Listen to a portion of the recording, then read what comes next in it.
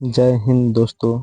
आज आपके बीच में फिर से एडिटोरिया का 5,000 जो बहुकल्पीय प्रश्न है उसका प्रैक्टिस सेट 3 लेकर आ गए हैं। इससे पहले आपको 2 प्रैक्टिस सेट कराया जा चुका है। जो लोग नहीं दिखे हैं लिंक डिस्क्रिप्शन में दिया गया है, या एक बिहार पुलिस 2026 के नाम से प्लेलिस्ट बना हुआ है, उसमें से जाके आप लोग देख सकते हैं। यह प्रैक्टिस सेट आपको डेली बाय डेली कराया जा रहा है। पहला प्रश्न है आपका, निम्नलिखित में से कौन सा सहायक संधि की विशेषता नहीं है। कह रहा है इनमें से कौन सा सहायक संधि की विशेषता नहीं है। देशी रियासतों को एक ब्रिटिश रेजिमेंट रखना होता था, ये इसकी विशेषता है। देशी रियासतों की आंतरिक शासन कंपनी के अधीन होगी, ये गलत है। देशी रियासतों की विदेश नीति कंपनी के अधीन होगी, ये भी सही है। कंपनी की सेना का खर्च रियासत उठाएगी, ये भी सही है। तो इसका correct answer option number B हो जाएगा, ये इसकी विशेषता नहीं थी। अगला प्रश्न आपका 2 नंबर प्रश्न है, निम्न में से किस समाचार पत्र पर वर्नाक्यूलर प्रेस एक्ट के तहत कार्रवाई की गई। यानी जो वर्नाक्यूलर प्रेस एक्ट के तहत किस समाचार पत्र पर कार्रवाई की गई थी, तो वो तो Bharat Mihir. Option number B इसका करेक्ट आंसर हो जाएगा। 3 नंबर प्रश्न है, इंडिपेंडेंस नामक समाचार पत्र किनके द्वारा प्रकाशित या संपादित किया गया था। तो ये थे Motilal Nehru. Option number B इसका करेक्ट आंसर हो जाएगा। अगला प्रश्न 4 नंबर प्रश्न आपका, बाल हत्या प्रथा यानी बाल हत्या प्रथा किस प्रेसिडेंसी में सबसे अधिक हुआ था। ये Bengal presidency. Option number C इसका करेक्ट आंसर हो जाएगा। एक बात और आप लोग को बता दूं, आप लोग भी एक कॉपी और पेन लीजिए, उस पर जितना सही हो रहा है उसको लिखिए और लास्ट में कमेंट बॉक्स में लिखिएगा मेरा इतना 50 में से इतना सही हुआ। 5 नंबर प्रश्न है आपका, रेशमी रुमाल षड्यंत्र किससे संबंधित है। यानी जो रेशमी रुमाल षड्यंत्र किससे संबंधित है, मौलवी अब्दुल्ला, मौलाना बशीर खुदबख्श सिंह या मौलवी Ubaidullah Sindhi. Option number B इसका करेक्ट आंसर हो जाएगा। 6 नंबर प्रश्न है आपका, असहयोग आंदोलन के लिए प्रस्ताव किस कांग्रेस अधिवेशन में पारित किया गया था। जो असहयोग आंदोलन के लिए प्रस्ताव रखा गया था कांग्रेस के किस अधिवेशन में रखा गया था, तो ये नागपुर अधिवेशन 1900, ये नागपुर अधिवेशन।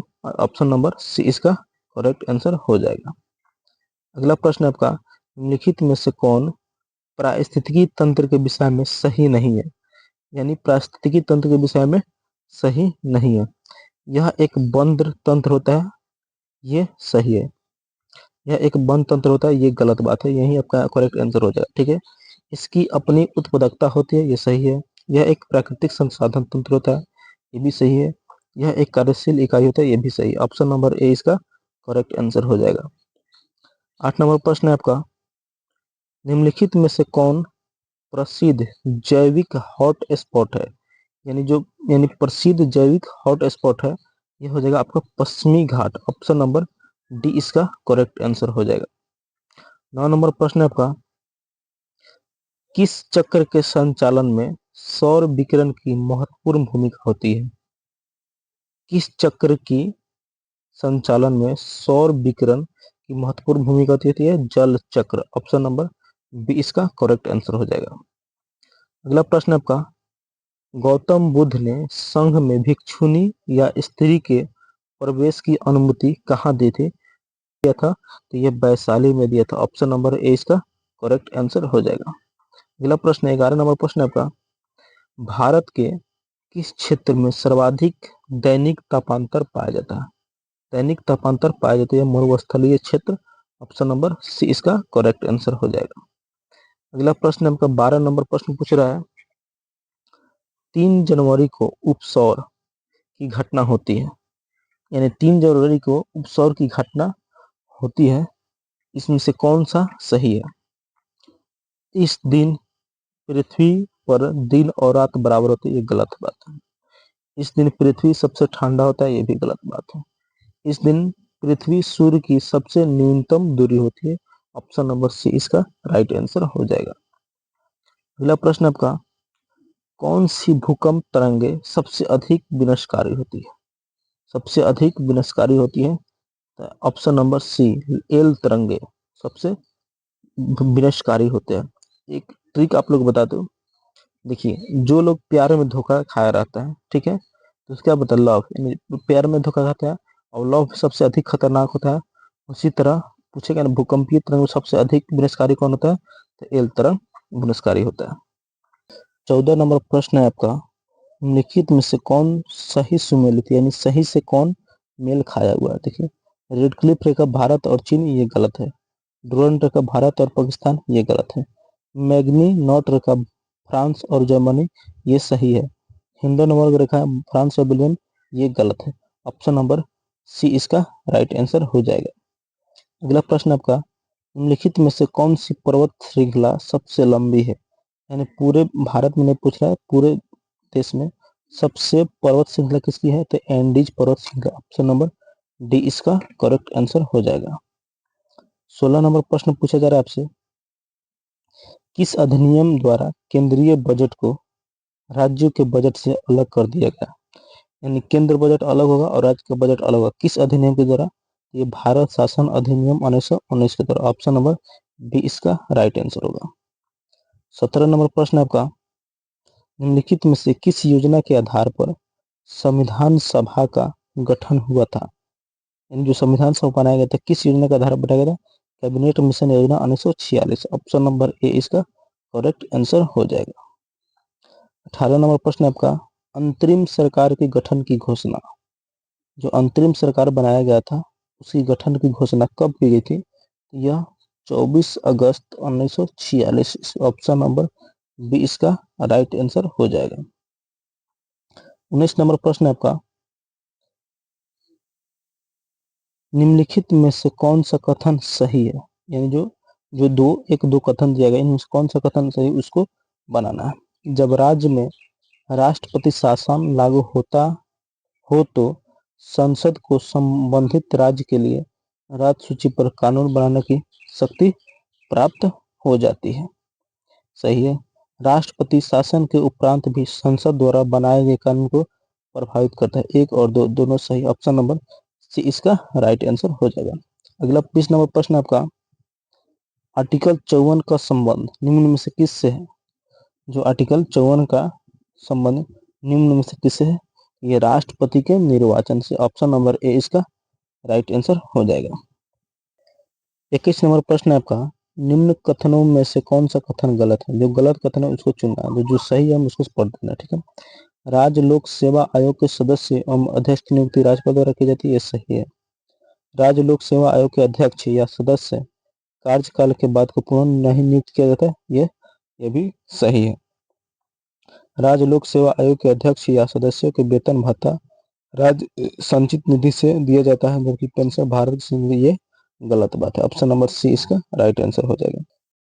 22 नंबर प्रश्न है आपका, वित्त आयोग के संबंध में निम्न कथनों पर विचार कीजिए। वित्त आयोग के संबंध में निम्न कथनों पर विचार कीजिए। उपयुक्त में से कौन सा कथन गलत है?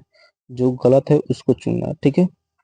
वित्त आयोग में एक अध्यक्ष एवं पद में 2 सदस्य होते हैं, ये सही है, यानी ये गलत पॉइंट लिखा गया। ठीक है।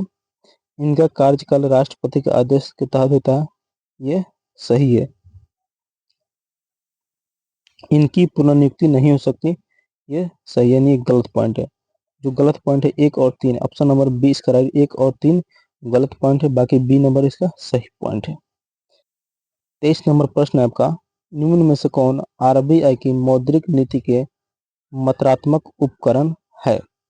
वैदिक तरलता अनुपात, नगद आरक्षित अनुपात, खुले बाजार की प्रक्रिया। ऑप्शन नंबर डी, यानी 1 2 3, ऑप्शन नंबर डी इसका करेक्ट आंसर हो जाएगा। 24 नंबर प्रश्न है, प्रधानमंत्री किसान संपदा योजना का मुख्य उद्देश्य क्या है? प्रधानमंत्री किसान संपदा योजना का उद्देश्य क्या है? खाद्य प्रसंस्करण को बढ़ावा देना। ऑप्शन नंबर सी इसका राइट आंसर हो जाएगा। अगला प्रश्न आपका, निम्नलिखित में से कौन सी समिति FRBM FRBM अधिनियम से संबंधित है। FRBM अधिनियम क्या है, इससे संबंधित है। यानी कौन सी समिति है जो इससे संबंधित है? ये डॉक्टर NK सिंह समिति, NK सिंह समिति जो है, ऑप्शन नंबर डी इसका राइट आंसर हो जाएगा। 26 नंबर प्रश्न है आपका, निम्नलिखित में से कौन सा संस्थान न्यूनतम समर्थन मूल्य यानी MSP के बारे में भारत सरकार को सिफारिश करता है? कि भारत सरकार को सिफारिश करता है तो कृषि लागत एवं मूल्य आयोग। यह क्वेश्चन शायद कल के टेस्ट में भी दिया गया होगा, देख लीजिएगा आप लोग।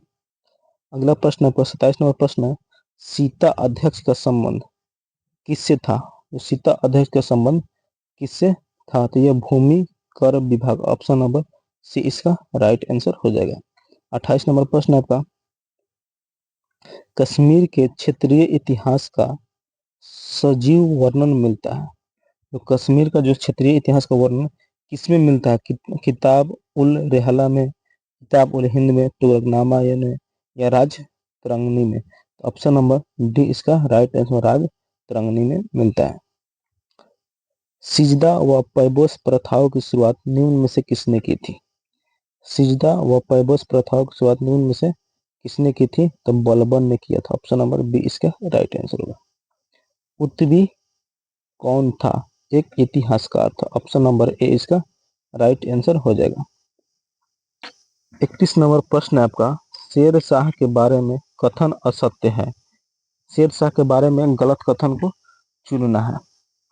शेर शाह ने बिलग्राम युद्ध विजय के बाद द्वितीय अफगान राज दिल्ली स्थापना दिल्ली पर की, ये भी सही है। शेर शाह ने उपज का 1/3 भाग करके रूप में निर्धारित किया, ये भी सही है। शेर शाह का मकबरा दिल्ली में है, ये गलत बात है। ऑप्शन नंबर सी इसका राइट आंसर हो जाएगा। 32 नंबर प्रश्न है आपका, किस प्रसिद्ध शासक के द्वारा आमुक्तमाल्यद लिखी गई थी? आमुक्तमाल्यद के लेखक कौन है? कृष्ण देव राय। ऑप्शन नंबर सी इसका राइट आंसर हो जाएगा। दिल्ली सल्तनत के सभी सुल्तानों में सर्वाधिक समय तक शासन निम्नलिखित में से किसने किया था? Bahlol Lodi. Option number A इसका राइट आंसर है बहलोल लोदी।